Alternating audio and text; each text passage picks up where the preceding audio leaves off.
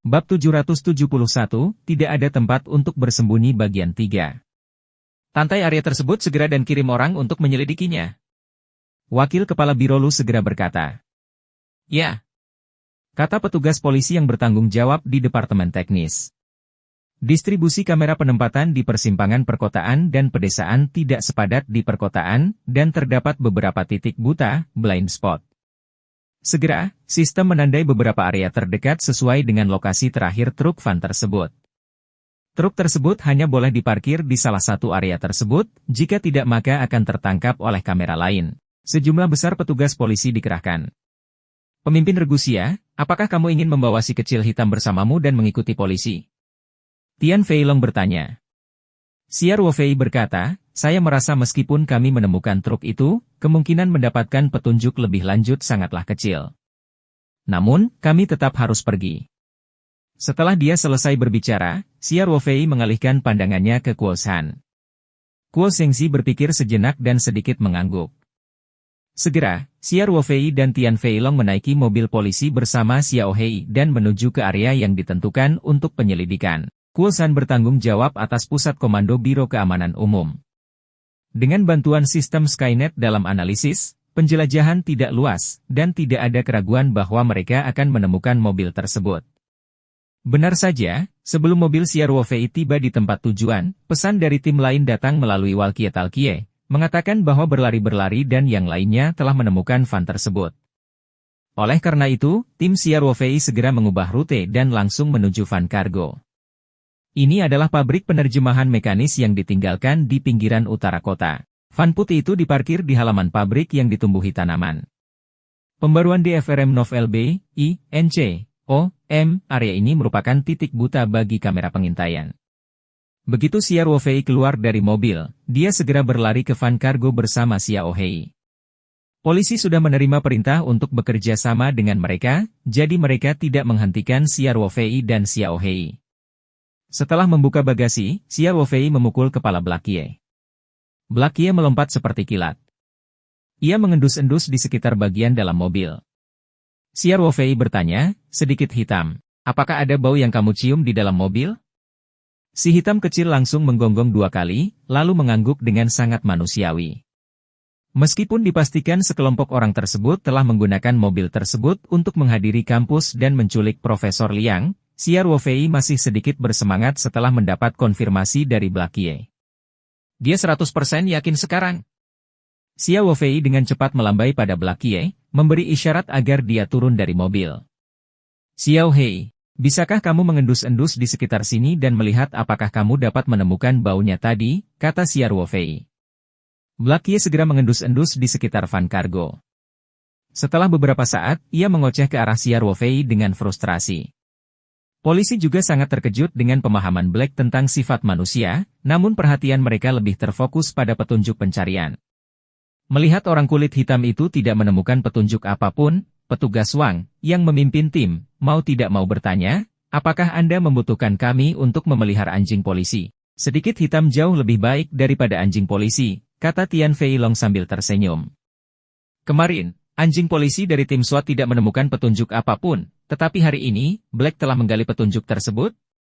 Jadi, percuma saja jika Anda mengirim anjing polisi ke sana. Lalu bagaimana mungkin tidak ada bau yang tertinggal? Petugas Wang berkata dengan bingung, masih ada sisa bau di dalam mobil. Xia Ruofei dan Tian Feilong saling memandang dan berkata serempak, mereka berganti mobil. Ayo pergi, kata Xia Ruofei. Ayo kembali ke pusat komando. Xia Ruofei berpikir sejenak dan berkata, petugas Wang, tolong tinggalkan beberapa kawan untuk memeriksa mobil ini dan lihat apakah masih ada petunjuk yang tersisa. Feilong, segera hubungi Wolf King melalui telepon rahasia dan minta rekan di pusat komando untuk menggunakan sistem Skynet untuk melakukan analisis mendalam. Cari tahu titik buta mana di sepanjang jalan dalam urutan kronologis dan lihat titik buta mana yang memungkinkan mereka berpindah mobil dengan mudah. Dipahami? Petugas Wang dan Tian Feilong berkata pada saat yang bersamaan. Xia Ruofei melihat ke arah truk kargo dan berkata, ayo pergi. Karena kita telah menangkap petunjuk ini, mereka tidak akan bisa melarikan diri. Bab 772, mengungkap bentuk aslinya. Xia Ruofei tidak menyangka musuh akan mengganti kendaraannya sehingga dia tidak terlalu kecewa. Jika orang-orang ini tidak mengetahui metode anti pelacakan yang sederhana, mereka tidak akan dikirim ke Huaxia untuk misi ini. Namun, setelah Blackie menyelesaikan pelacak aroma yang tertinggal di tubuh Profesor Liang, pencarian yang tadinya tidak ada bumbu dan kekacauan telah menemukan petunjuk. Sekarang setelah dilakukan pemeriksaan bertekanan tinggi secara terus-menerus di pinggirannya, sama sulitnya dengan naik ke langit bagi sekelompok orang tersebut untuk melarikan diri. Xia Ruofei dan Tian Feilong duduk di mobil polisi dan kembali ke pusat komando Biro Keamanan Umum. Dalam perjalanan, Tian Feilong melaporkan situasi di sini kepada Kuo San melalui telepon rahasia. Pusat komando juga dengan cepat mulai menggunakan sistem Skynet untuk melakukan analisis mendalam terhadap pemantauan titik-titik buta di seluruh lintasan mengemudi van kargo. Ketika Xia Ruofei kembali ke pusat komando, staf teknis Biro Keamanan Umum sedang bekerja keras. Lagi pula, Tian Feilong tidak bisa memberikan laporan rinci melalui telepon, jadi Xia Ruofei memberitahu Kuo San tentang penyelidikannya terhadap tempat kejadian.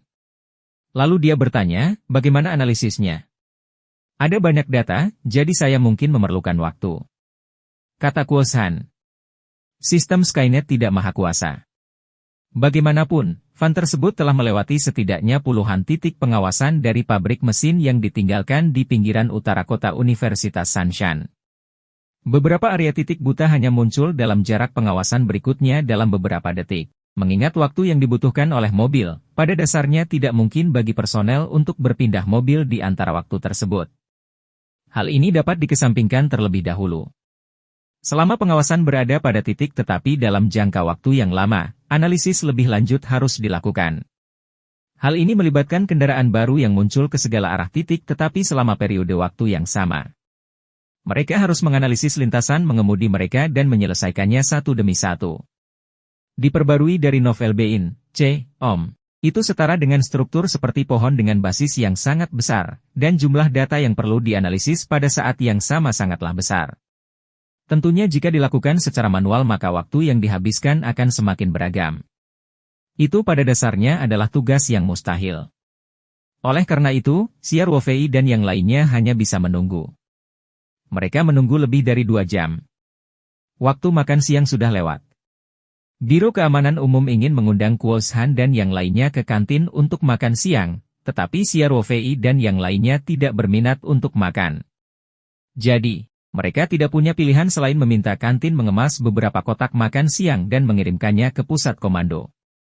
Semua orang puas dengan makanannya. Sekitar pukul 13.30, pekerjaan analisis data besar-besaran akhirnya selesai.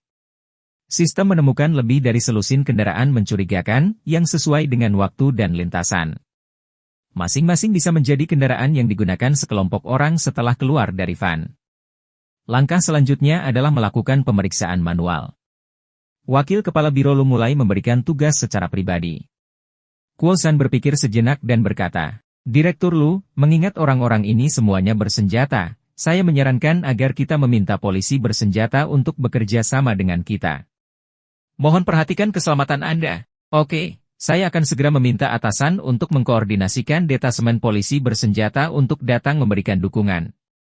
Wakil Kepala Biro Lu berkata. Xia Ruofei berpikir sejenak dan berkata, Raja Serigala, menurutku kita harus membiarkan Xiao Hei ikut operasi? Kita harus mempertimbangkan kemungkinan pecahnya kelompok orang ini. Dengan sedikit warna hitam di sekitarnya, kita dapat mengawasi mobil yang ditumpangi Profesor Liang. Tentu.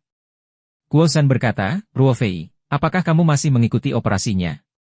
Saya juga membutuhkan Anda untuk analisis intelijen. Kuo San sudah dapat merasakan bahwa keterampilan profesional Xia Ruofei tidak menurun setelah dia pensiun. Faktanya, tampaknya dia telah mengalami kemajuan pesat. Dalam operasi ini, dia telah menunjukkan bahwa dia bahkan lebih mampu daripada Tian Feilong, yang berspesialisasi dalam analisis intelijen dan pemeriksaan jejak. Xia Ruofei berpikir sejenak dan berkata, saya akan berbicara dengan orang kulit hitam dan memintanya untuk bekerja sama dengan polisi. Saya tidak akan pergi. Apakah Anda bisa? Kuo San sedikit ragu. Xia Ruofei tersenyum dan berkata, jangan khawatir. Xiao Hei sangat pintar. Setelah itu, Xia Ruofei meminta wakil direktur Lu untuk memilih seorang petugas polisi yang berpengalaman memelihara anjing.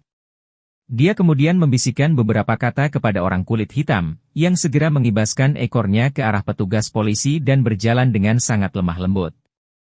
Wakil direktur Lu, semua kendaraan yang tidak dapat sepenuhnya dibersihkan dari kecurigaan harus diperiksa oleh si hitam kecil. Ia mengingat bau para sandera. Xia Ruofei berkata dengan serius. Tidak masalah. Wakil Kepala Biro Lu berkata. Petugas polisi meninggalkan pusat komando bersama Black Ye.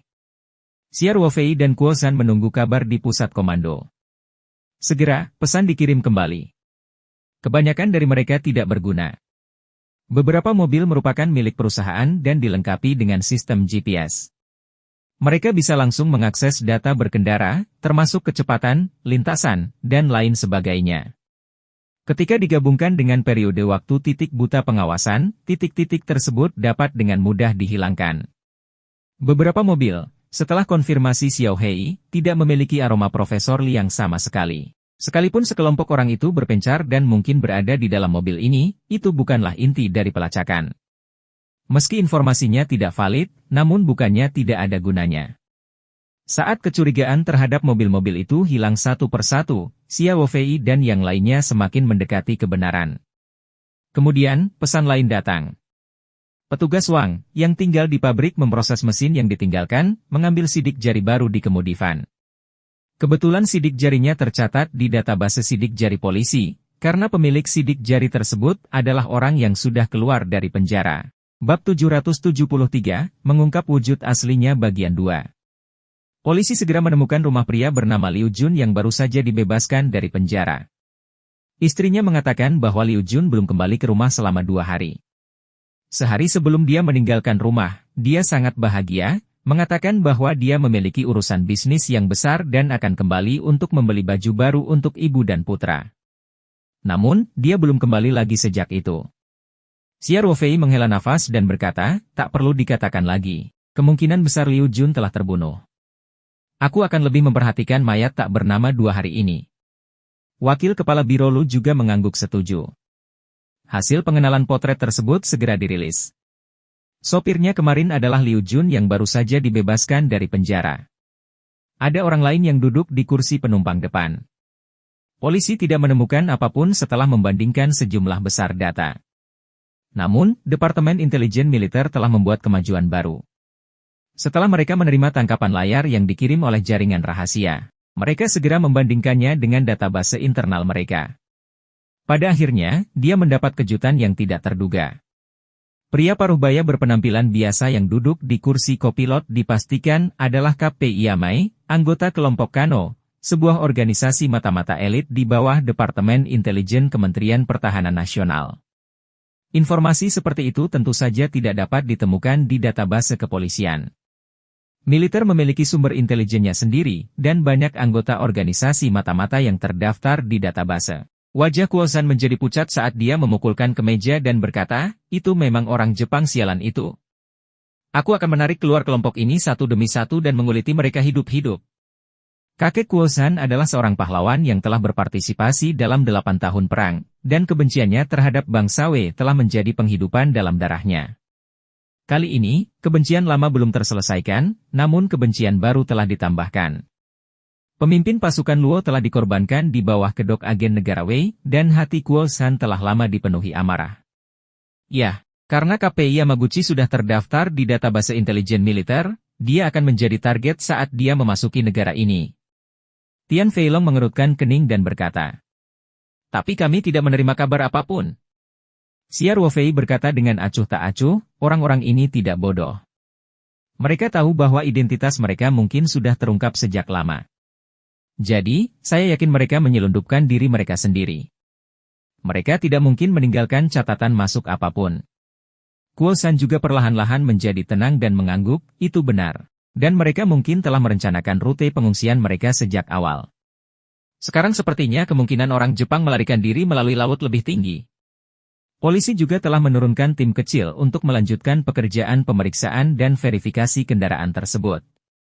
Setelah dilakukan penyelidikan intensif, kecurigaan terhadap mobil-mobil tersebut dikesampingkan satu persatu, dan hanya tersisa 2 mobil. Kedua mobil tersebut memiliki satu kesamaan, yaitu telah lama diparkir di 2 titik buta pengawasan yang berbeda pada rute van. Setelah truk kargo lewat, 2 mobil muncul di persimpangan dengan arah berbeda. Selain itu, van kargo akan berada di 2 titik buta selama sekitar setengah menit. Selama kecepatan kendaraan sedikit berubah, hal itu dapat mengubah mobil sepenuhnya. Yang lebih kebetulan lagi, kedua mobil itu telah menghilang. Polisi menggeledah area hilangnya mobil-mobil tersebut, namun tidak menemukan jejak kedua mobil tersebut. Jelas sekali ada seseorang yang sengaja menyembunyikannya. Jika mereka menemukan titik buta dalam pengawasan dan memarkir mobil di garasi atau toko, polisi tidak akan bisa menemukannya dalam waktu singkat. Xiao Ruofei melihat 2 garis merah di layar lebar dan merenung. Ada juga 2 layar di sebelah jalur mengemudi yang memutar gambar pengawasan kedua mobil secara berulang-ulang. Mereka secara otomatis disatukan oleh sistem Skynet sesuai dengan gambar yang diambil oleh masing-masing kamera. Kedua mobil tersebut memiliki tujuan dan rute yang berbeda, namun arah umumnya sama. Mereka berdua berkendara ke arah Kabupaten Changping, yang berada di tepi laut. Sepertinya aku tidak salah. Mereka kemungkinan besar memilih melarikan diri melalui laut. Kuo San berkata sambil mengerutkan kening. Kemungkinannya sangat tinggi, kata Xiao Ruofei dengan ekspresi serius. Ini tidak masuk akal. Kuo San menggelengkan kepalanya. Setelah kejadian hari itu, hal pertama yang kami lakukan adalah berkoordinasi dengan Departemen Militer terkait dan melakukan pengawasan di semua pintu keluar. Kedua mobil ini telah meninggalkan kawasan kota. Xiao Ruofei mengerutkan kening dan menatap kedua mobil di layar. Salah satunya adalah sedan Honda hitam, dan tempat terakhir menghilangnya adalah di dekat kota Gaokia di Kabupaten Changping. Mobil lainnya adalah minivan Buick biru. Sistem Skynet telah melacaknya hingga ke sekitar kota Lingang dan kemudian menghilang. Lokasi ini tidak jauh dari pertanian Taoyuan milik Xiao Ruofei. Mata Xiao Ruofei tertuju pada minivan Buick biru. Dalam rekaman pengawasan, mobil tersebut melewati kawasan banjir. Jeda gambar di sebelah kanan. Xiao Ruofei tiba-tiba memanggil. Petugas polisi yang bertanggung jawab atas dukungan teknis segera menekan mouse dan menghentikan adegan tersebut. Ruofei, apakah kamu menemukan sesuatu? Kuo San bertanya dengan prihatin. Xiao Ruofei mengerutkan kening dan menunjuk minivan Buick di layar. Tidakkah menurutmu ada yang aneh dengan mobil ini? Tampaknya ini sangat berat. Mari kita kembali dan melihat gambar jalan yang terdapat genangan air dan bandingkan dengan mobil di sebelahnya. Polisi segera mengoperasikan komputer untuk memundurkan rekaman pengawasan dan terus memutarnya. Benar saja, dibandingkan mobil lain, van ini terlihat sangat berat. Saat melewati lubang udara, jelas jatuh dengan deras. Di depan mobil ini bahkan ada mobil bisnis dengan model yang sama lewat, namun terkesan sangat ringan. Bab 774, bentuk asli bagian 3. Mungkinkah karena bus ini penuh? Tanya wakil kepala Biro Lu. Xiao Ruofei menggelengkan kepalanya. Itu tidak membuat perbedaan besar. Penglihatan Xiao Ruofei jauh lebih baik daripada orang biasa setelah diperkuat oleh sub kehamilan dan sub penekan tubuh berkali-kali. Oleh karena itu, dia dapat mendeteksi masalah pada mobil tersebut. Lalu apa alasannya? Kuo San bertanya sambil berpikir. Saya pikir ada 2 alasan. Pertama, seperti yang dikatakan Direktur Lu, mobilnya penuh, dan orang-orang ini membawa senjata dan amunisi yang cukup berat. Xiao Ruofei berhenti dan melanjutkan. Kedua, mobil ini mungkin telah dimodifikasi menjadi lebih berat dari sebelumnya. Sebuah cahaya melintas di benak Kuo San dan dia dengan keras berkata, Ruofei, maksudmu? Profesor Liang mungkin disembunyikan di ruang tersembunyi yang dimodifikasi di dalam mobil? Ya, benar.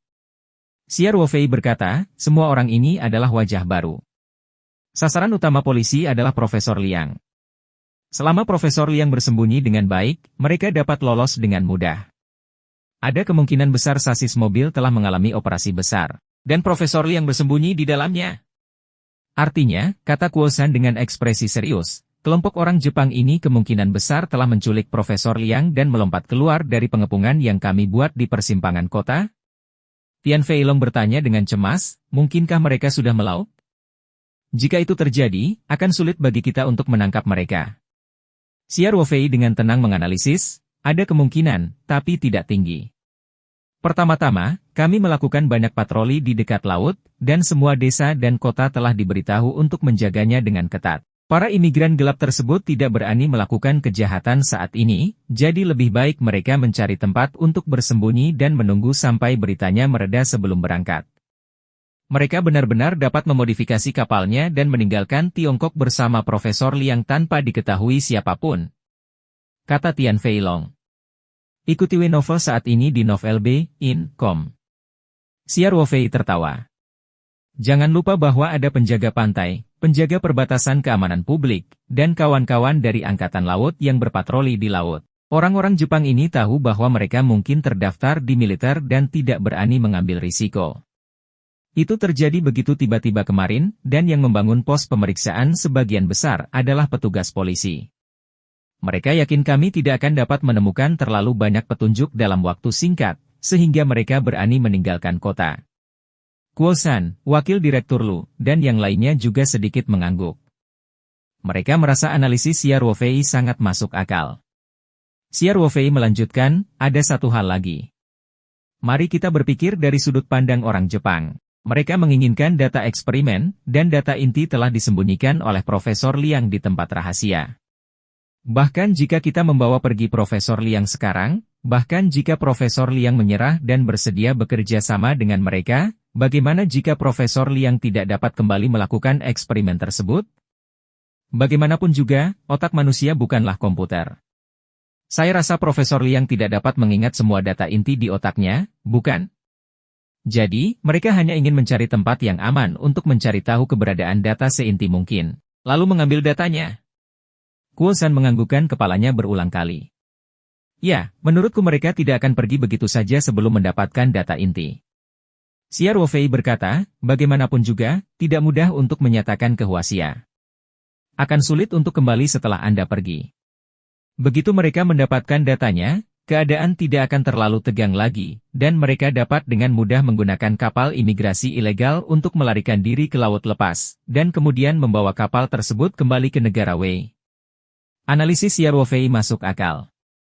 Kuo San, Tian Feilong, dan yang lainnya mengangguk dalam diam, berpikir bahwa ini adalah analisis yang paling mendekati kebenaran. Xia Ruofei tersenyum dan berdiri. Wolf King, sekarang areanya telah diperkecil menjadi sangat kecil, saatnya saudara-saudara kita bergerak. Mari kita membiarkan orang-orang Jepang ini merasakan kekuatan kita. Bab 775, langsung menuju target. Untuk menghindari kewaspadaan musuh dan membahayakan keselamatan para sandera, kami akan tetap menjadi kekuatan utama dalam operasi ini. Polisi, militer, dan unit lainnya akan bertanggung jawab untuk menjaga dan bekerja sama dengan kami di pinggiran. Kuo San mengangguk.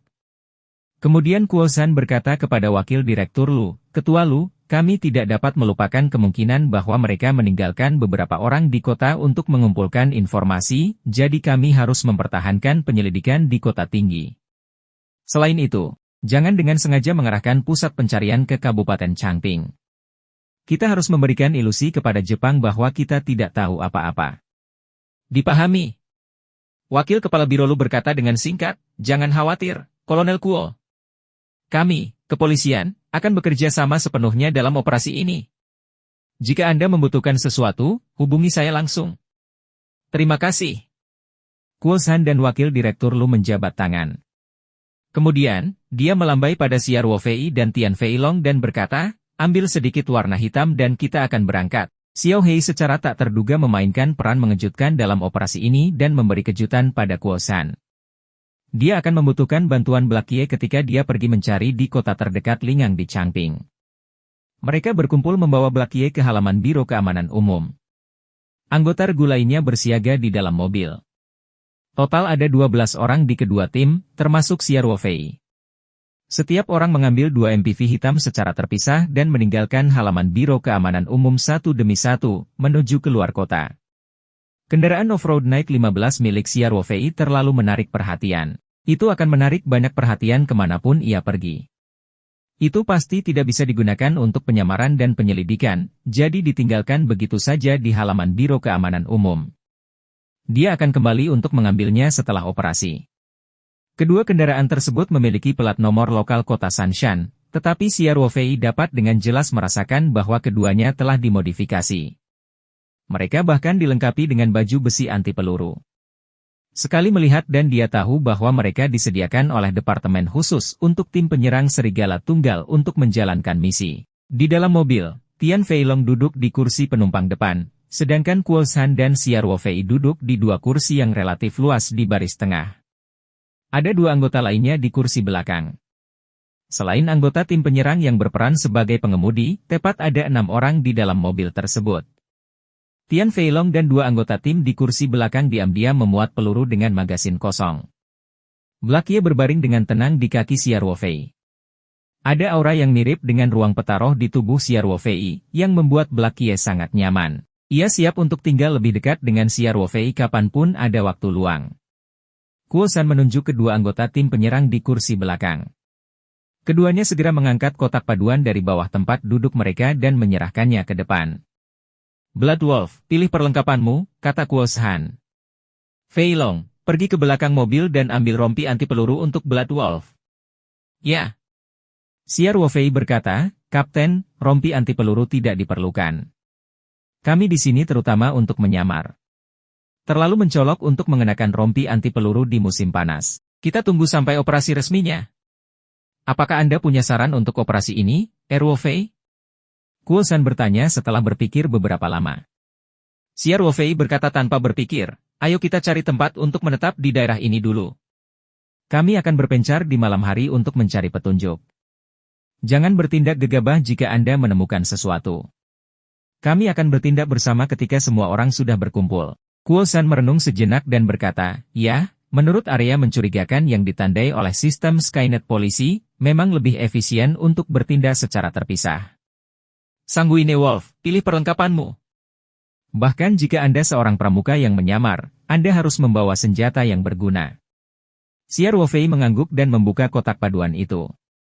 Ada sederet senjata dan peralatan yang mempesona di dalamnya. Ada perlengkapan standar militer dan beberapa perlengkapan pasukan khusus dari Angkatan Darat asing.